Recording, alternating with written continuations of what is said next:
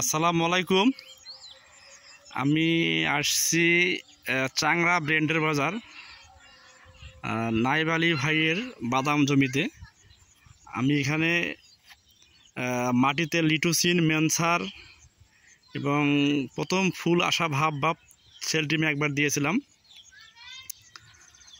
15 দিন পর আবার ফুল আসার সময় সেলটিমে 2বার দিয়েছিলাম।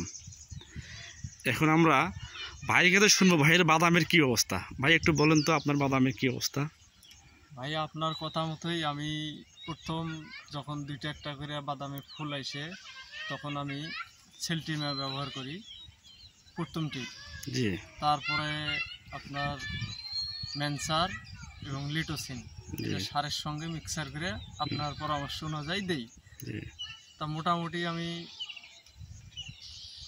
মেনসার আর লিটোসিন এইটি 2টা দেওয়ার পর কিছুদিন পর বাদামের খেতে বাদামের গোড়ায় মাটি খুঁড়ে দেখি যে অনেক পরিমাণে নাল দেখা যায় মাটিতে গাছছে।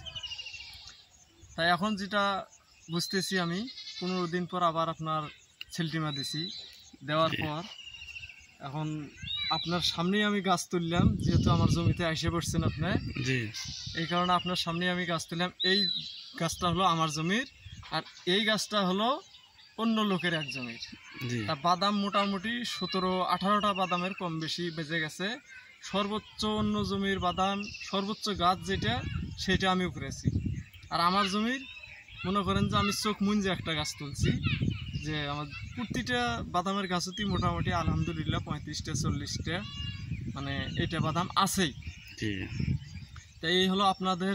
আচ্ছা ভাই, তাতে করে মনে হচ্ছে আমাদের যেটা আপনার সেলটিমা দেওয়া জমি বাদাম সেটাতে মোটামুটি 38টা, তাই না? আমাদের বললাম।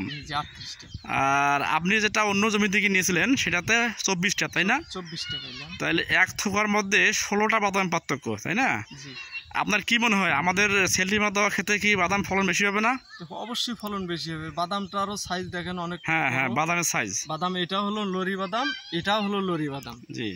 তারপর বাদামের গাছের চেয়ারাও বনে না, সাইজও অনেক বড়। জি। মানে সোনালী কালার এসে গেছে বাদামের সাইজটা। এটা মোটামুটি এটা বাদাম আসছে, কিন্তু হয়তো স্পট আছে একটু করে।